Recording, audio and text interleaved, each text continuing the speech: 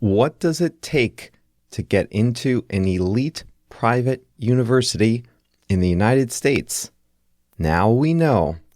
Just $250,000 and some good Photoshop skills. Welcome to Plain English, the podcast that goes at the right speed for English language learners. Listen now and read the transcript online at plainenglish.com. Now, here's Jeff, your host for today's episode. A massive scandal burst into the open last week when federal prosecutors in Boston charged 33 parents with bribing and cheating to get their kids into some of America's best universities. Low test scores? No problem. Just have an expert correct the wrong answers. Your kid is not exactly a star athlete? Well, that's nothing some generic pictures and Photoshop can't fix. And if after all of that, you want some extra peace of mind, just pay a huge bribe. Hey everyone, I'm Jeff. JR is the producer, and this is Plain English, the best podcast for learning English. Today's episode is long. I think they're getting longer. What do you think? I haven't looked, but I get the feeling that they're creeping well into the mid-20s. 22 minutes, 23 minutes. I originally thought they would be 15 minutes, but I guess I just have too much to say. Today is episode 140, so you can find the transcript online at plainenglish.com/140. Don't forget to join our email community at plainenglish.com/mail, M-A-I-L, where you will get extra resources along with every episode. And of course, reach out on WhatsApp if you want to say hi, introduce yourself. The number is +1 312 967 8757. It has to be WhatsApp. That's the only way I get messages at that number. But don't be shy about saying hello, maybe suggesting an episode topic. I love that. +1 312 967 8757. The world of elite university admissions has turned into an arms race. Stressed out high schoolers go from activity to activity, learning to play instruments, speaking Mandarin, competing in sports, building houses for the poor, and cramming for standardized tests. Not to mention, going to school. It's all in an effort to win one of the very limited, highly coveted spots in America's elite universities like Harvard, Yale, and Stanford. Yet even students with the best grades, the best scores, the best activities, and the best application essays, even those students often get rejected. So if you want the very best for your kid, what can you do?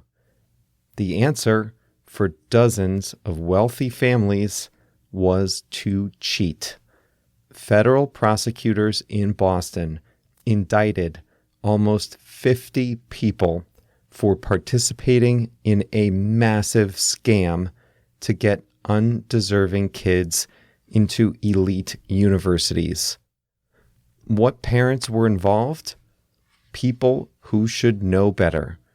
2 Hollywood actresses, Lori Loughlin and Felicity Huffman, executives at one of the world's biggest investment funds, PIMCO, the chairman of a global law firm, big Silicon Valley investors, an early investor in Uber and Airbnb, people who have wealth and success and connections, and still they felt the need to cheat. In addition to the cheating parents, prosecutors charged university sports coaches, administrators, and teachers. Here's how it worked. A guy named Rick Singer started a business called Edge College and Career Network, which purported to help students apply to elite colleges. He also created a fake charity. Wealthy parents would make a big donation to the fake charity in exchange for Singer's illicit services. The cheating concentrated on two ways to cheat: fake test scores and fake athletic prowess. Universities admit a lot of students who are good athletes, even if their academic credentials are not quite up to snuff. Coaches of the sports teams often make recommendations about who to admit based on the applicant's athletic talent. This created the opening that Singer needed. He would work with parents to invent a lie about the student's athletic abilities. The lie would not have to convince the coach. The coaches would know who the good athletes are. Instead, Singer would pay a bribe to the coach, and the invented lie would only have to convince the admissions office. Then, when the students got to school, they would either fake an injury or just decide not to participate in the sport after all. One parent paid $400,000 to the Yale women's soccer coach to accept his daughter on the team. The kid didn't even play soccer. One father photoshopped his son's face onto a picture of a water polo player. The kid didn't even know how to play water polo, and his school didn't even offer the sport as an activity. Often, the kids were kept in the dark, meaning the parents didn't tell their kids that they were cheating the system. There was one close call. An admissions officer asked a new student about his skills running track. The kid responded that he wasn't a runner. He didn't know that his parents said that in his application. That probably raised some eyebrows, but apparently not enough to uncover the scam at the time. Many of you are studying for the TOEFL and the IELTS exams. Students in the U.S. have to take two tests, the SAT and the ACT test. They're standardized multiple-choice tests that are administered in testing centers. There is a strict time limit, but if you have a learning disability, you can often take the test in a special room and have extra time. This was all Singer needed. His clients all faked learning disabilities and got permission to take the test with extra time in a special room away from all the other students. Then he found a guy who knew the tests so well that he could get any score you like. If you wanted the highest score, he could get that. But if getting the highest score would raise eyebrows, he could get a merely excellent score. Whatever score you want, he was so good, he could get it. And he would sit in the special room for test takers with learning disabilities and correct their work. Or, if that was too much of a hassle, this guy, a 36-year-old man, would just take the test for the student at one of the two corrupt testing centers that they used. There are dozens of phone calls that are transcribed in the indictment. You can read them online. You can read transcripts of calls in which parents, wealthy parents with all the advantages in the world, scheme with this guy to cheat for their kids. They ask for high test scores, but not too high. They brainstorm about what kind of sports they could say their kids play, and they try to make sure they won't get caught. How and why did this happen? The world of elite university admissions is out of control, at least in my opinion. Parents go crazy trying to get their kids into the top universities. The universities themselves are not transparent about who they admit or why. They call it a holistic system. It's really just a big judgment call. Hyper-competitive parents try to get their kids an edge in many legal ways. They hire expensive test-taking tutors. They make big donations to universities in hopes that the money would count in their child's favor. They get their kids extra time on those all-important tests, not exactly by faking a disability, but by finding a friendly doctor that would certify a disability. There are all of these ways that people with means can tilt the playing field in their kids' direction. And this was the sales pitch. Singer, the mastermind of all the bribery and cheating, he told his clients the system was rigged. Here's what he told his clients on tape, exact quote: "The whole world is scamming the system." So all he did was offer his clients the chance to scam it just a little worse than the average rich parent does. This is big news here. Big shots. I mean, big shots in business and law and medicine, technology and finance have all quit their jobs, their reputations ruined forever. They are now going to court. The charges are mail fraud, and some of these parents could be facing jail time. For some of these people, you're so rich, just buy the school a building and get your kid in that way. You don't even have to cheat. Yikes. The strange thing is, nobody seems to worry about what happens to a kid who gets into a university that's too hard or too rigorous academically. It just makes me so mad. I wonder what these kids think of their parents now. And, look, I should just get to the phrase, but one more point.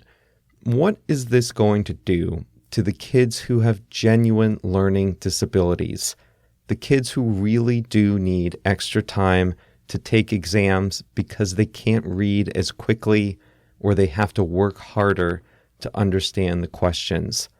Everyone is going to think their disability is fake and that they're doing it just to cheat. What a total mess. The good thing for us is you're learning English because you really want to learn it, not to get some artificially high score on a test.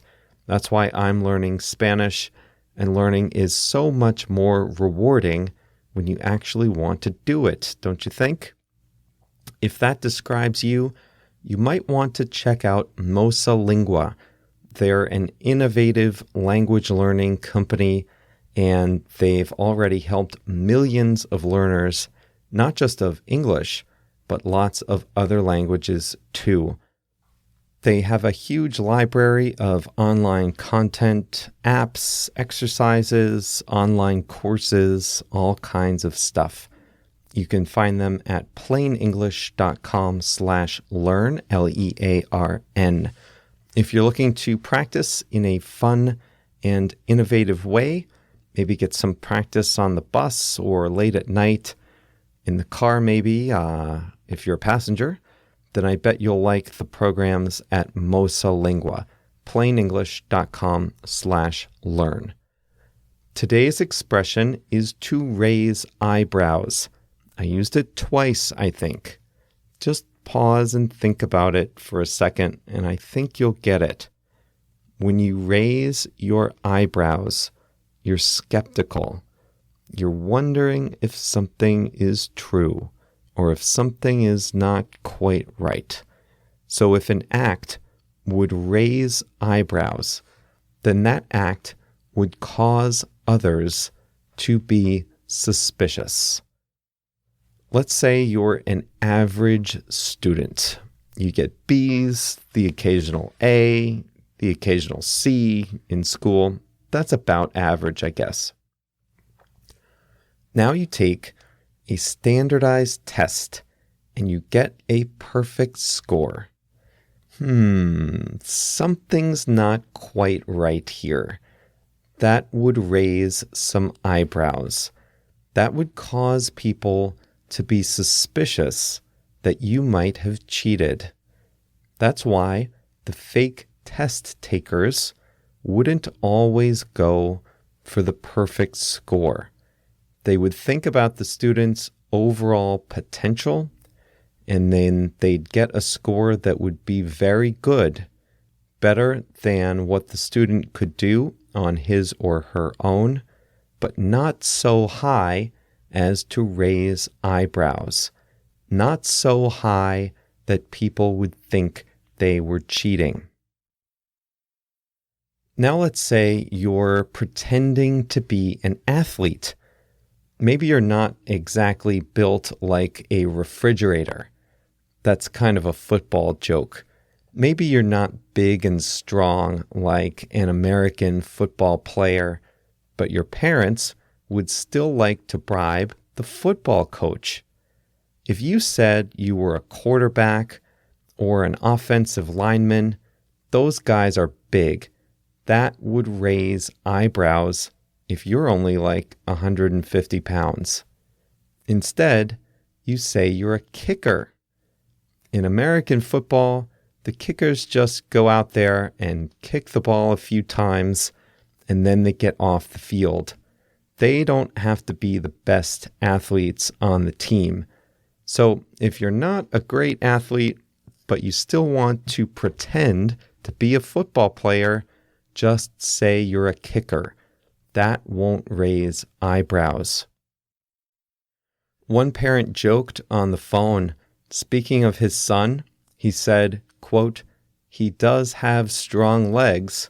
Ha ha ha." That parent didn't know his conversation was being recorded. By the way, I want to clarify that my joke about American football kickers was just a joke. They are real athletes. I met an NFL kicker once, and he was so big he could have picked me up and thrown me across the room. Did you see the Oscars this year? I didn't, but I heard that Lady Gaga and Bradley Cooper sang the song Shallow from their movie A Star is Born, and from what I've read, their performance raised some eyebrows. The two are not a couple, but an article I read said the two gazed into each other's eyes and their performance nearly ended with a kiss. That would definitely raise some eyebrows. What's going on here? I personally think that if that's what they need to do to perform the song and make it sound like it sounded in the movie, then that's what they should do. I mentioned a few episodes ago I was at a funeral for my good old friend Mr. A. At his funeral, several people wore tropical shirts in honor of Mr. A's love of the Virgin Islands. Ordinarily, wearing a tropical shirt to a funeral would raise some eyebrows. Something's not quite right here. But of course, everyone there knew it was actually a touching tribute. I haven't thought about this until just now, but you always use this expression in the third person. You never ever say, I raised my eyebrows, or that made me raise my eyebrows, or I did something to raise my friend's eyebrows. Never, never. You always say an act raised eyebrows, very impersonal. If I said that there were 10 million people in the plain English audience, that would raise some eyebrows. After all, if I had 10 million listeners, I probably wouldn't have to work a day job. But when I say the plain English audience is the best audience in the world, that doesn't raise eyebrows because everyone knows it's true. Okay, that's all for today. Don't forget to check out Você Língua, our partner for practicing English via engaging, high-tech programs online, including a pronunciation course that will help you with your confidence in English. Check them out at plainenglish.com/learn, Learn. Next episode, you must listen. It's on Thursday. If you are learning English, if you want to know about the United States, you need to know about this person. He is on television every day. He was in the news lately. He is a nice guy, and he has been America's dinnertime companion for almost my entire life. If you want to guess who I'm talking about, you'd better answer in the form of a question. That's all I'm saying for now. The mystery will be revealed at 6 a.m. Chicago time when Thursday's episode comes out. Don't miss it.